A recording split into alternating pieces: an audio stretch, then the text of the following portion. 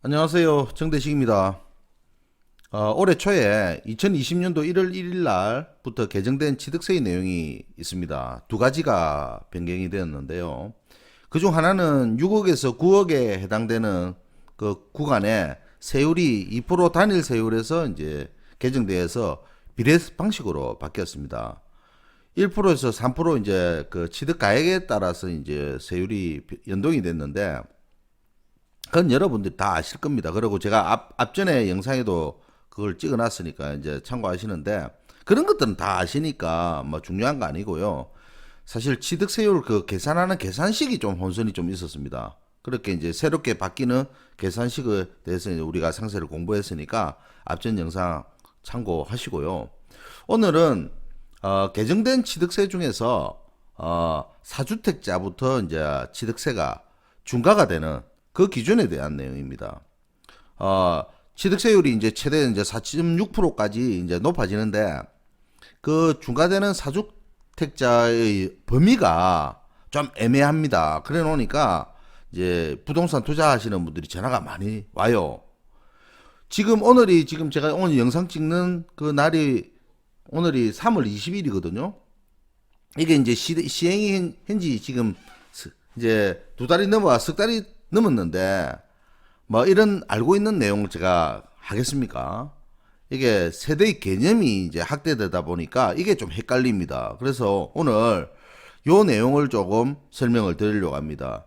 1세대의 개념이 소득세 기준하고 좀 다르거든요. 예, 그걸 갖다가 오늘 좀 중점적으로 설명을 드리겠습니다. 특히 이제 셀프로 등기를 하시는 분들은 이런 것들 조금 체크를 하십시오.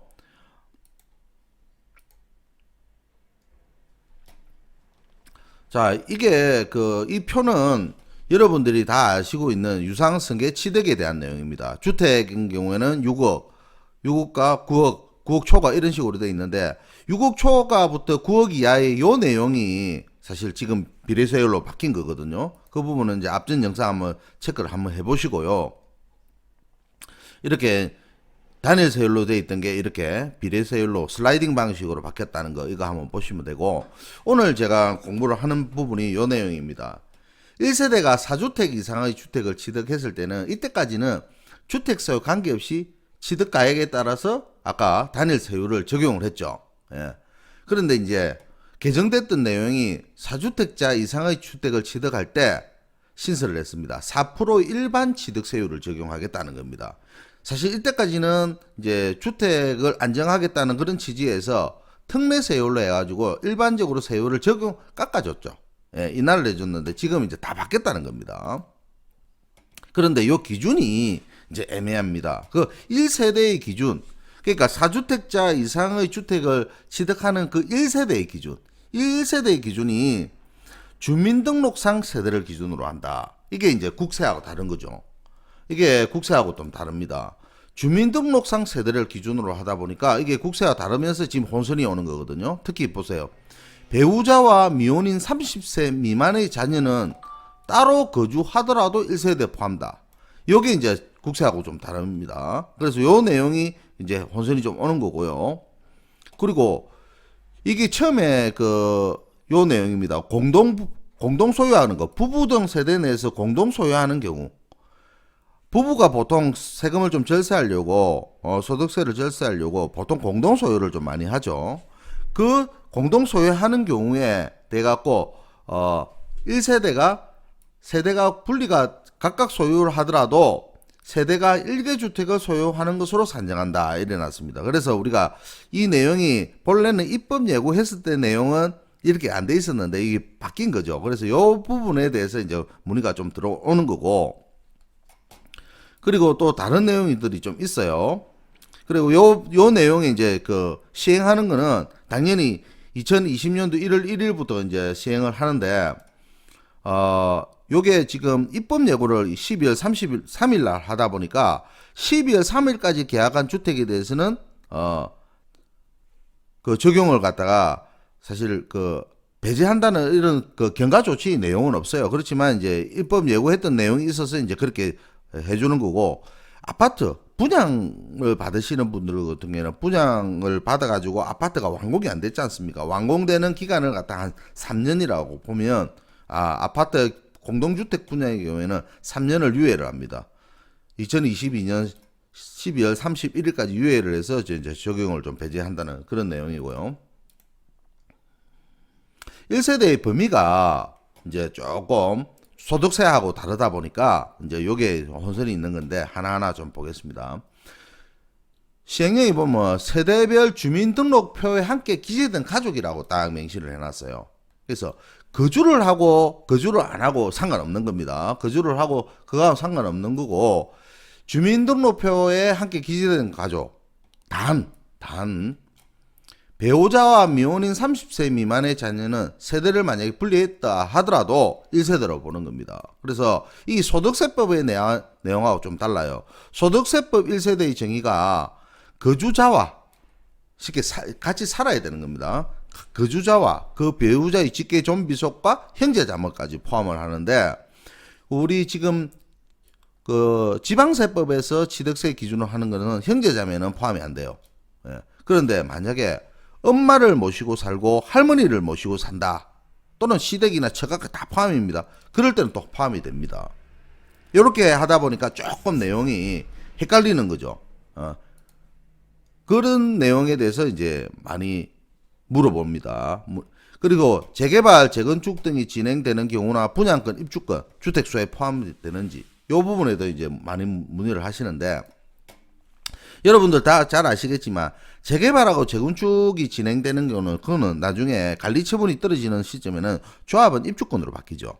조합은 입주권은 주택이 아니라고 했지 않습니까? 그죠? 주택수에서 제외됩니다. 그렇지만 다른 주택을 팔 때는 주택수에 포함이 됩니다. 그래서 분양권도 마찬가지입니다. 분양권도 주택수에서 제외되는데, 제가 요 내용도 제가 영상을 하나 찍어 놓은 게 있어요. 그거 한번 참고해 보시면 될 것 같고, 그 대신 이제 분양권이나 입주권도 이제 아파트가 완공되죠. 완공이 되는 그 시점, 주택 시점에는 주택으로 산정된다. 이걸 한번 보시면 될 것 같고요.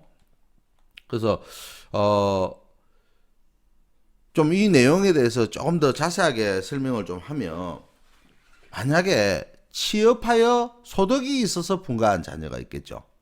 취업하여서 소득이 있는데 분가한 자녀가 1세대에 포함이 되는지 여부, 요 부분을 좀 따져야 되는데, 요거는 이제 나이가 어떻게 되느냐에 따라 달라집니다. 해당 자녀가 미혼이고 30세 미만은 따로 살아도, 만약 그 세대를 분리해갖고 따로 살아도 1세대에 포함됩니다. 요게 좀 다른 내용이고요.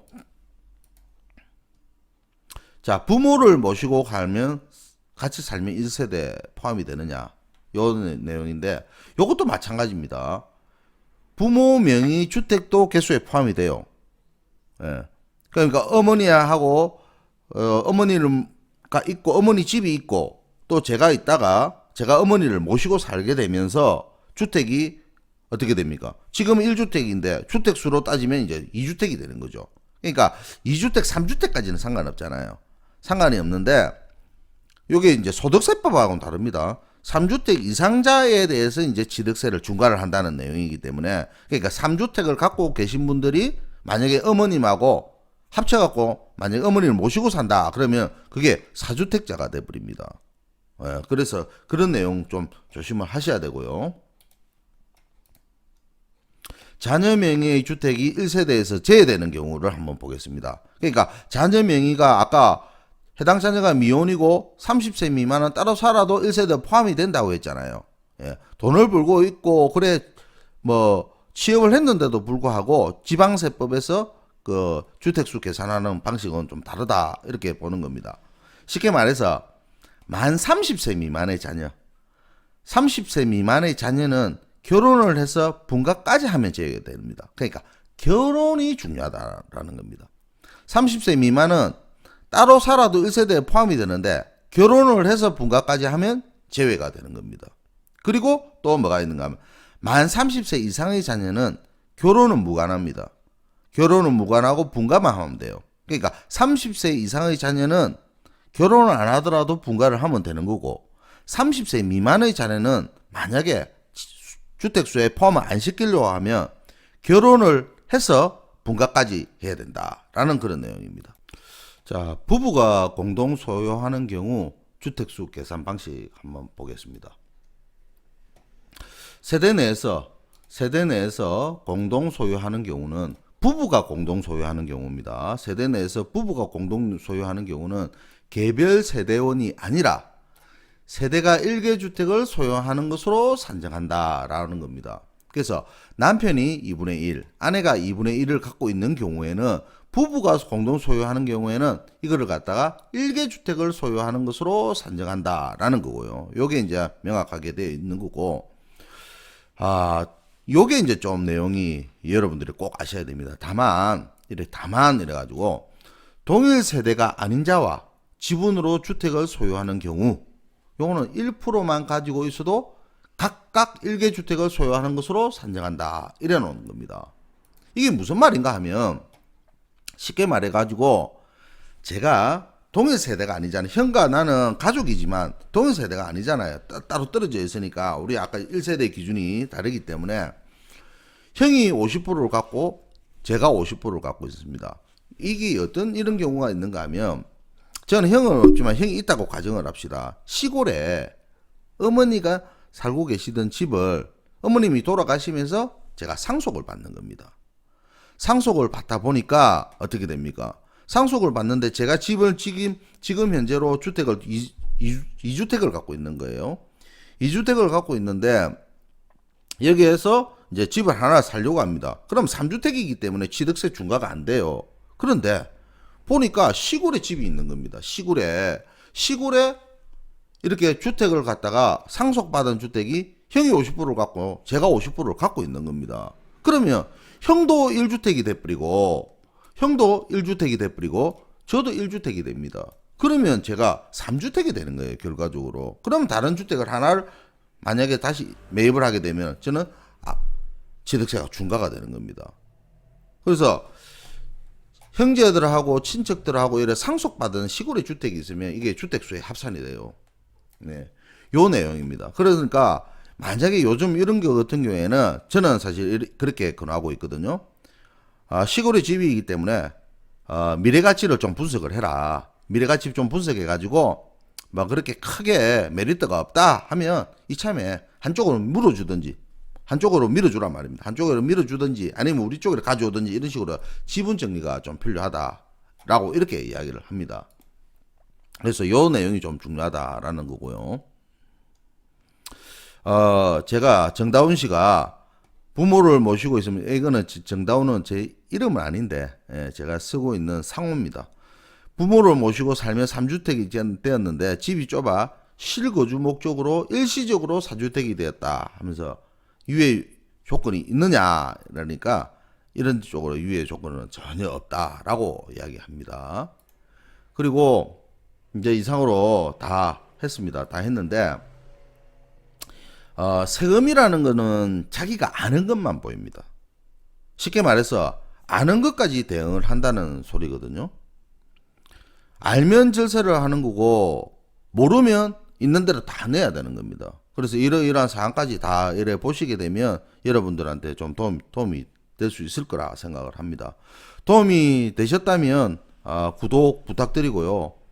다음에도 더욱 알찬 내용으로 찾아뵙겠습니다. 감사합니다.